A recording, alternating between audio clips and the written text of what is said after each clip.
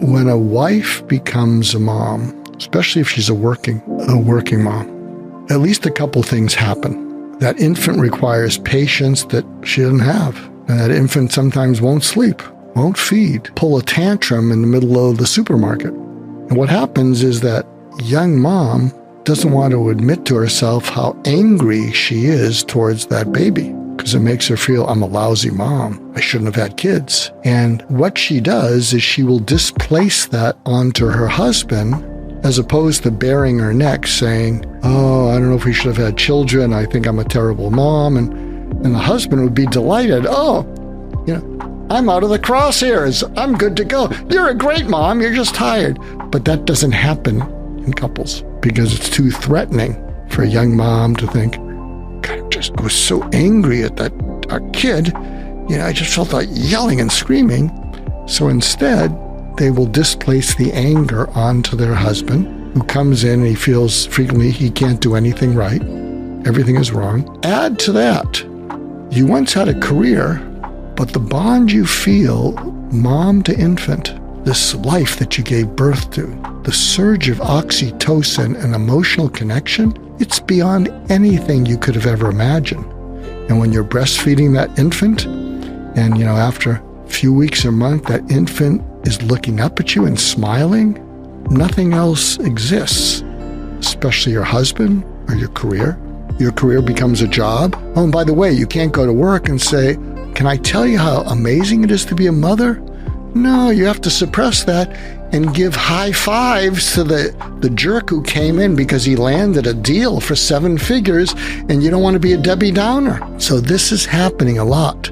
And add to that, the husband is going on trips with associates, meeting clients. He's running into women who look at him with the same adoring eyes that his wife once did.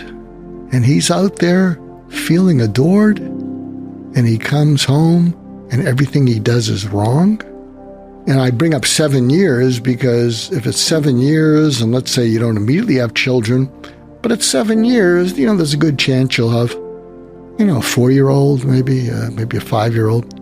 And that's about the time when husband, dad, gets the bond with his children. Daddy. They're not solely wrapped around mom. And he comes home, she's not greeting him with the dog wagging the tail and the kid saying, Daddy, Daddy, Daddy. So what happens is the husband, dad, says, I get a good relationship with my kid. I really feel secure in this bond. It's not quite the same thing as the bond to their mom, but I'm locked and loaded. But when I look at my wife and we look at each other, we don't like each other anymore. We have a right to, have fun. She's not happy with me, and I'm not happy with her not being happy with me. And geez, I got another trip coming up and I haven't acted on it yet.